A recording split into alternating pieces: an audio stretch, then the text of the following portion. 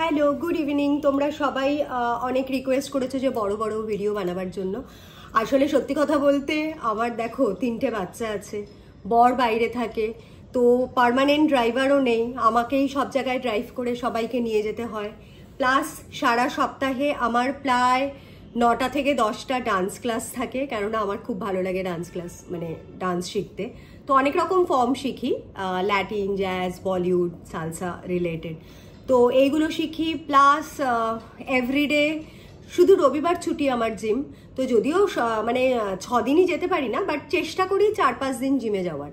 তো সেটা থাকে সন্ধেবেলা, প্লাস ঘরে কখনো রান্নার বউ ছুটি করে, কখনো কাজের মাসিরা ছুটি করে, তো সেগুলো তো করতেই হয়, ঘরটাকে তো ইগনোর করতে পারি না। আর তাছাড়াও আমার ঘরে আমি খুব বিষ্ণু বিলিভার, মানে বিষ্ণু হচ্ছে আমার ইষ্ট দেবতা।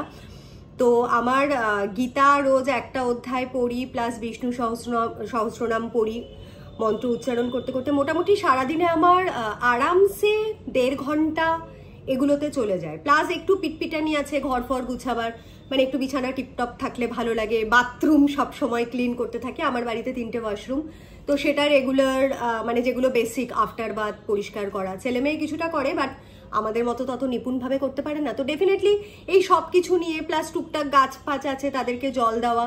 তো আমি বিলিভ করি যে মানে আমি না খুব একটা নেগেটিভ কিছু নিয়ে বা টক্সিক কোনো থটস নিয়ে আমার ভাবার সময়ই হয় না মাঝে মধ্যে, কেননা এত ব্যস্ত থাকি। আর ব্যস্ততার মধ্যে থাকলে ডেফিনেটলি মনও ভালো থাকে। তো আজকে যাই হোক, এগুলো আদার্স আমি ছোট্ট একটুখানি বায়ো দিলাম আমার ব্যাপারে। তো মেন যেই জন্য ভিডিওটা করছি সেটা হচ্ছে কি, আজকে তোমরা সবাই যাকে খুব ভালোবাসো, সিম্বুকে, সিম্বুর সম্পর্কে একটা ছোট্ট ওর পুরো বায়োগ্রাফি বলি, যে ও কি করে এলো আমাদের লাইফে। তো আমার যখন 2টো বাচ্চা ছিল তখন তো শ্বশুর শাশুড়িও বেঁচে ছিল, ননদও আছে, এখনো আছে ননদ। তো শ্বশুর শাশুড়ি ওদের একটা ড্যাশন মানে কুকুর ছিল, আমার বিয়ের আগের থেকেই নিয়েছিল, আমি বিয়ের পরে তখন বয়স হয়ে গেছিল, তারপর মারা গেছে। তখন আমি সত্যি বলতে আমি একদম ডগ লাভার ছিলাম না, মানে আমার তখন নিজের ছেলে মেয়ের জন্য বেশি অস্বস্তি লাগতো, যে যেহেতু কুকুরের মধ্যে ঘরে লোম ওড়ে বেশি এদিক ওদিক, প্লাস খাবারের মধ্যে অনেক সময় দেখতাম প্লেটের মধ্যে লোম ফোম উড়ে আসতো। তো না মানে ভেতর থেকে ওই ভালোবাসাটা তখনও জাগেনি, এখন যেটা সিম্বার জন্য মানে অন্তঃপ্রাণ হয়ে গেছি আর কি। তো তখন সেটা হয়নি, তো সেই জন্য কোনোদিনই মানে ওই আছে, ইগনোরও করতাম না, হেটও করতাম না, বাট ডেফিনেটলি অত মনের থেকে সোকল মানে একদম পিওর লাভটা আসতো না। তো তারপরে ওই কুকুরটা মারা গেল। তো honestly that time I was very relief, খুব খুশি হলাম যে বাবা আমার ছেলে মেয়েগুলোকে আমি অন্তত একটা সুস্থ হেলদি জায়গায় মানুষ করতে পারবো, মানে ওদের কোনো রোগ বিরোগ হবে না। যাই হোক, সেটা একটা ভুল ধারণা ছিল, প্রত্যেকটা মানুষেরই তো একটা সময় ভুল ভাঙে। তো তারপরে যখন ছেলে মেয়ে বড় হলো, তখন সব বাচ্চারা যেরকম করে, আই হোপ যে তোমাদেরও প্রত্যেকের সন্তান আছে, সব বাচ্চারাই এরকম ছোটবেলায় জেদ করে যে মা বাড়িতে কোনো একটা পেট নিয়ে আসো, কেউ পাখি ভালোবাসে। তো আমার ছেলে মেয়ে প্রথম থেকেই ওরাও একটা মাথার মধ্যে, যেহেতু দাদু ঠাকুমার কাছে শুনতো ছোটবেলায়, ওই কুকি ছিল ওর নাম, কুকির গল্প, তো ওরাও খুব এক্সাইটেড হয়ে বলতো মা প্লিজ একটা আমাদের নিয়ে আসো না, একটা নিয়ে আসো না।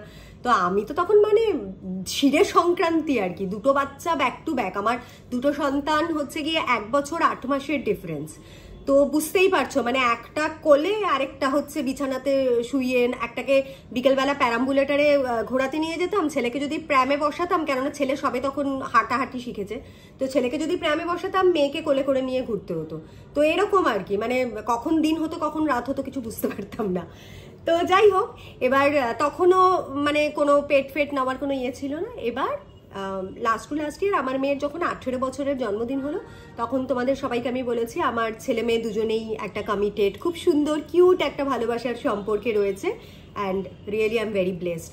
মানে সন্তান যদি ভালোবাসার জগতে থাকে সেটা ভেরি নর্মাল, যদি ভালোবাসার মানুষ ওদের জীবনে না থাকতো তাইলে আমি মা হয়ে দুঃখ পেতাম, বিশ্বাস করো, কারণ ভালোবাসা জিনিসটা সত্যিই খুব সুন্দর।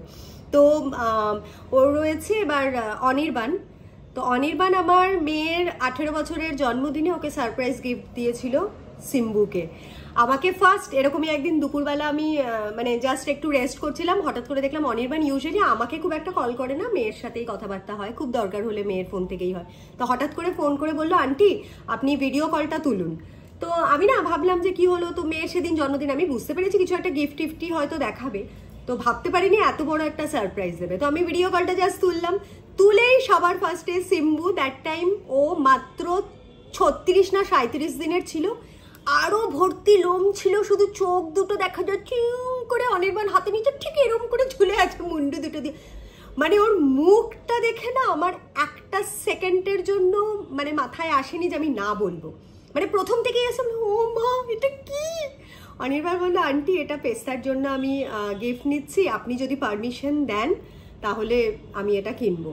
তো ওর সিম্বার বোধ হয় 40,000 নিয়েছিল, গালিফ স্ট্রিট থেকে আনা হয়েছিল। অনির্বাণ নিজে গিয়ে নিয়ে এসছে, ছোট্ট একটা ওই জামা কাপড়ের লাল বাস্কেট আছে না, ওখানে করে নিয়ে এসছে। তো প্রথম সকালবেলা যখন ও গিয়ে নিয়ে এসছে, তারপরে ওদের বাড়িতেই ছিল, অনির্বাণের বাড়িতেই রেখেছে। অনির্বাণের নিজেরও একটা জার্মান শেফার্ড আছে, সেটার অনেক বয়স হয়ে গেছে, খুব ভালো।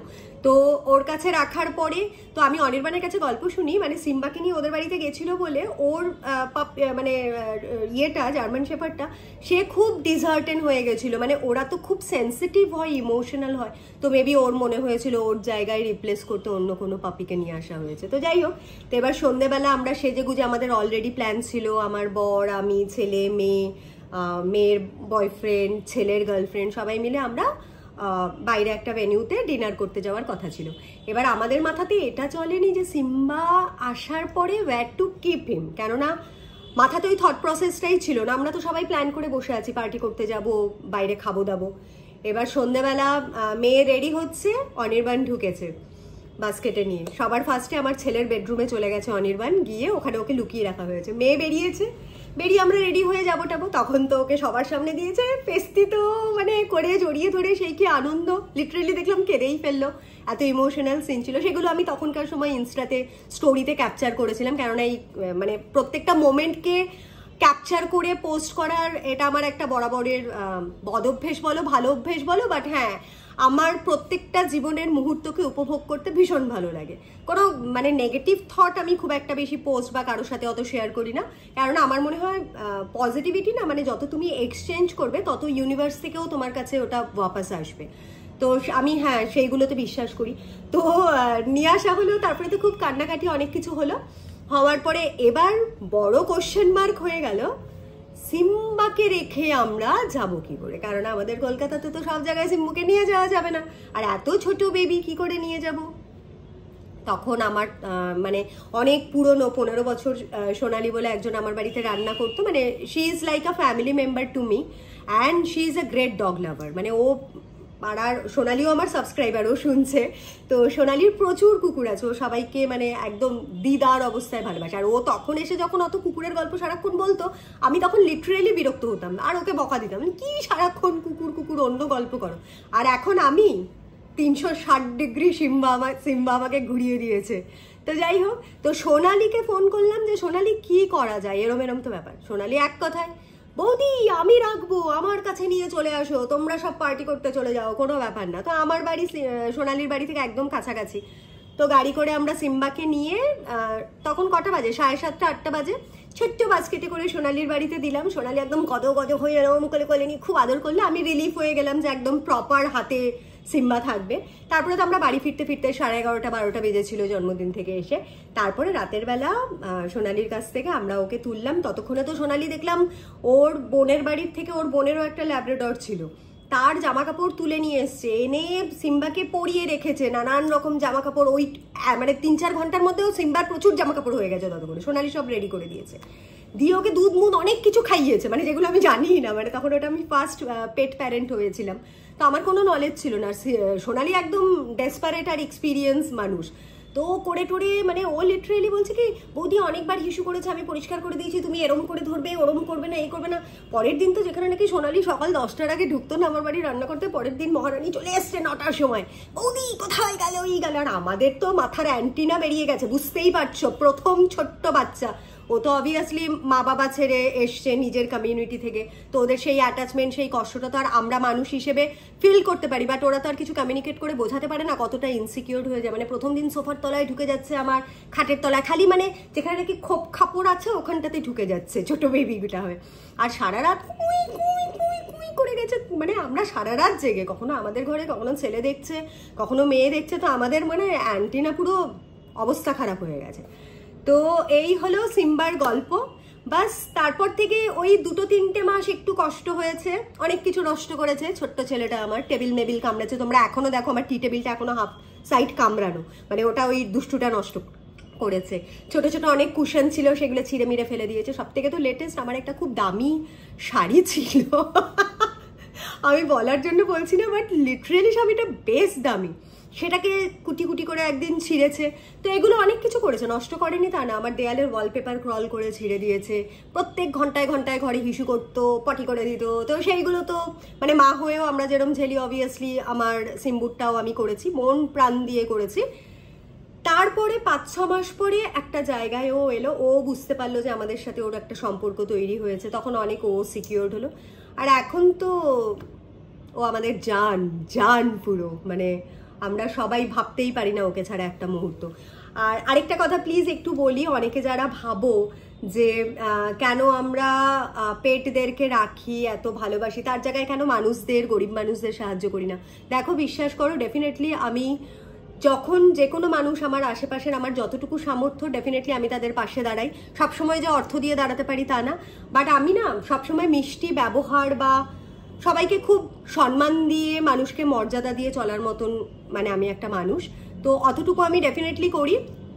তাছাড়াও আমি আমার মানে হার্শ রিয়ালিটি বলবো, তোমরা শুনে হয়তো সবাই মানে নেগেটিভ ওয়েতেও নিতে পারো, আবার যারা জানো তারা পজিটিভ ওয়েতেও নিতে পারো। সেটা হচ্ছে গিয়ে মানে মানুষদেরকে না তুমি যতই করো, যেই থালায় খাওয়াবে সেই থালাতে থুতু দিতে মানুষ দুবার ভাবে না, বিশ্বাস করো। আর তোমাকে সেদিনই জুতোর বাড়িটা মারবে, মানে তুমি যদি রাস্তায় যেতে যেতে, এই কথাটা আমার বাবা বলতো, যে কখনো যদি রাস্তায় যেতে যেতে দেখিস কেউ তোকে জুতো দিয়ে মারছে গালের মধ্যে, বুঝবি ডেফিনেটলি কোনো না কোনো দিন তুই তাকে উপকার করেছিলিস, তার জন্য এই জুতো মারাটা তোর প্রাপ্য ছিল। বাট এই যে বেজান মানে পশুগুলো আছে না, ইনোসেন্ট, ওরা তুমি যদি সারাদিন না খেয়ে থাকো, বা ওদের যদি কোনোদিন ভুলক্রমেও একটা বাতাসাও খাইয়ে থাকো, তাও ওরা সারা জীবন তোমাকে মনে রাখবে, সারা জীবন অফুরন্ত ভালোবাসা তোমার জন্য রাখবে। সো হ্যাঁ, সেটাই বলার ছিল। অ্যান্ড আই হোপ তোমাদের সবার খুব ভালো লাগলো। আমাকে একটু সময় দিও প্লিজ, কেননা আমি সপ্তাহে হার্ডলি 1টা কি 2টো বড় ভিডিও বানাতে পারি, মানে এত এনগেজমেন্ট থাকে আমি বানিয়ে উঠতে পারি না। বাট ডেফিনেটলি ইচ্ছে আছে তোমাদের সবার কাছে আমার গল্পগুলো ছোট ছোট এপিসোডে শেয়ার করার। আর আমার পালিয়ে যাওয়ার বিয়ের গল্পটা কিন্তু আরো অনেক অনেক বাকি, যেটা নাকি একটা ভিডিওতে শেষ হবে না, মিনিমাম 10টা থেকে 20টা এপিসোড লাগবে ডিটেলসে বলার জন্য। সো আই হোপ তোমাদের সবার খুব ভালো লাগলো। Love you all, keep on supporting.